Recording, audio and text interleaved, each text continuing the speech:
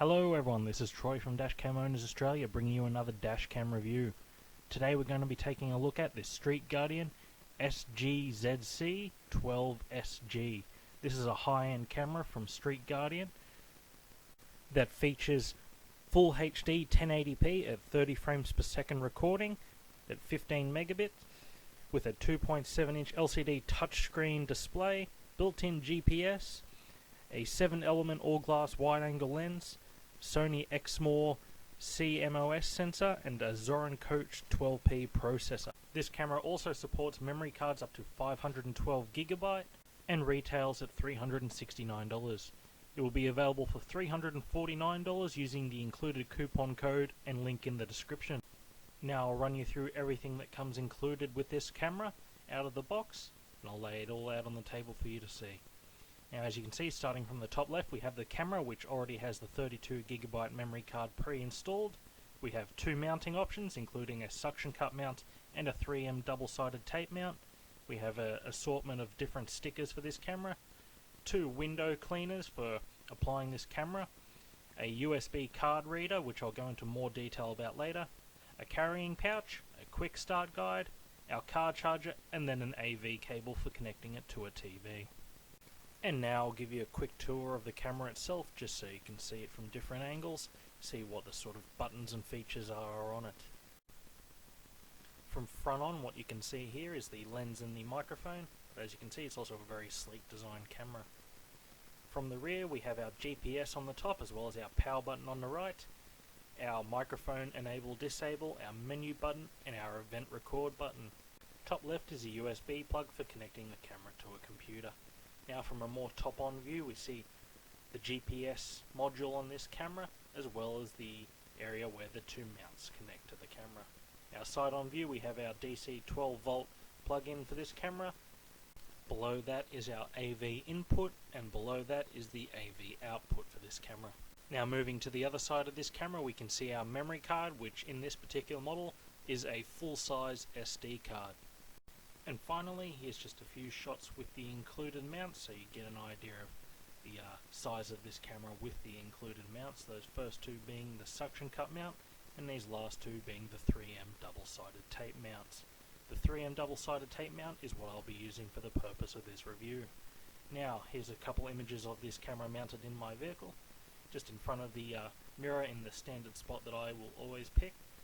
For my particular application, I decided to have it just below the mirror so I have access to the event recording button from my driver's seat, as you can see there. Now it's time to give a rundown on the different menus and options on this camera. For this, I've actually connected the camera up to a TV via the supplied cable and recorded the TV, just because it makes it a bit easier for you guys to see what's going on.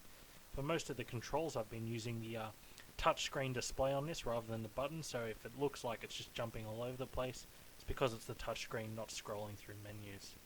Now starting off in the home menu, we have our video recording mode, picture taking mode, our reviewing footage mode, our recording settings, our camera setup, and the about for the... First off, I'm going to go into the review footage mode and just show you that you can play back the footage on your TV quite easily using this camera. Here we are, just a little standard clip of me driving down the road, and I'll fast forward it using the touchscreen controls in a second here, and it's actually very easy to navigate between clips using a TV with this camera. And you see just cycling through a couple clips, so it's very easy to go and find footage if you need to.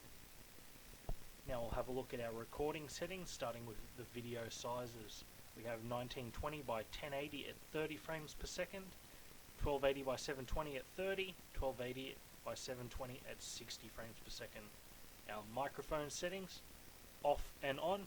This can also be cycled using the button on the camera, so you don't have to go through the menu every time. Next up is our video cycle times. So we have a choice between 1 minute, 2 minute, 3 minute, 5 minute, and closed cycle. Next is our video overlap. Now this has seamless recording at 0 seconds, or you can choose it to have a 1 or 2 second overlap. And motion detection for parking mode, so off and on. And our G sensor options, high, middle, low, and off. I set mine to off. Now we'll move on to the next set of menu options, which is the camera setup options. and this will start off with the date and time options. Now moving on to the next set of menu options, we have the language options for this particular model. As you can see, I'm using English, but just cycle through them here anyway. The next menu is our time zone options, which also has the unit of measurement for your speed here, so kilometers per hour, miles per hour, and then you've got your standard GMT time there. Now, as you can see, there's the format options there, and I've gone into the TV options, so you've got PAL NTSC, and your LCD screen standby. This is how quickly the screen will turn off once the camera starts recording.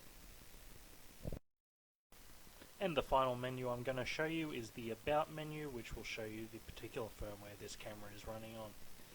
Now that we've covered all that, we can finally take a look at some of the footage from this camera.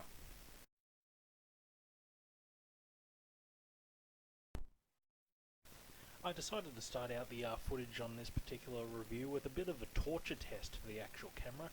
This is very early morning, as you can see, ducking in behind trees with the sun blaring at the camera. It's always a very good test to see how quickly the camera can react to changing light sources. But as you can see, it's doing a very nice job. It adjusts very quickly every time the sun appears from behind a building or a tree, and it adjusts very quickly, but there's still a high level of contrast and detail in the rest of the video. Now we've moved on to a very sort of glary and overcast day. There's a lot of cloud cover that's making the sky very bright. But as you can see, the camera still does a very nice job adjusting this, and it's providing very good detail in the footage. Now I'll just be quiet for a moment, and we'll cut over to the in-car camera so you can hear what the audio from inside is like. Alright, here we are for my standard microphone test, and as I've already listened to the video and audio from this camera, you'll be able to hear that it is quite good and very clear.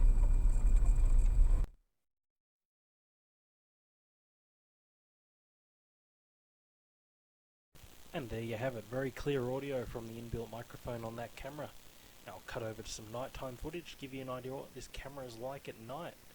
Now, as we just start off here on a basic suburban residential street with basic street lights and a few cars around, it'll give you a good indication of how well this camera adjusts to night conditions. As we pull up to the lights here, you'll be able to read the writing on the signage to the left. At least I can here. I don't know how this will turn out once it hits YouTube, but on my computer, I assure you, it is very clear footage. Now I'm going to cut across to even darker conditions. It'll just be myself on an unlit highway, and you'll see what this camera can do, despite my poor headlights. And you could only just make out that sign above, but you could still read it, on my end at least. Now before I discuss my particular likes and dislikes with this camera, I did mention earlier that I would be talking about the included memory card adapter. Now what I like about this is it can plug straight into a phone that has a micro USB port. As you can see here with my HTC phone, I'm able to play the videos back directly on my phone. So very useful little addition there, and you know, it's just the little things with this camera that they've thought to include that really do separate it from a lot of the others on the market.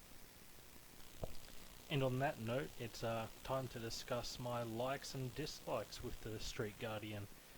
Now, as usual, we'll start off with the likes, the things that I really liked about this camera. And it's a complete package. It really does come with everything you need out of the box. The video is very high quality, very sharp with lots of detail. The illuminated buttons on the camera make it very easy to sort of use at night if you have to, as well as the touchscreen. It's very easy to navigate. And the massive storage ability on it, it really can't be beaten. As you can see there, I've got a few sort of approximations of what sort of recording time you get out of the different memory cards you can use in that camera. So as you can see, it'd be very useful for anyone that does like long haul driving, or just for anyone that wants to record a long trip. It really can't be beaten if you want to, you know, store as much footage as you can. Now on this note, it's time to get to my dislikes.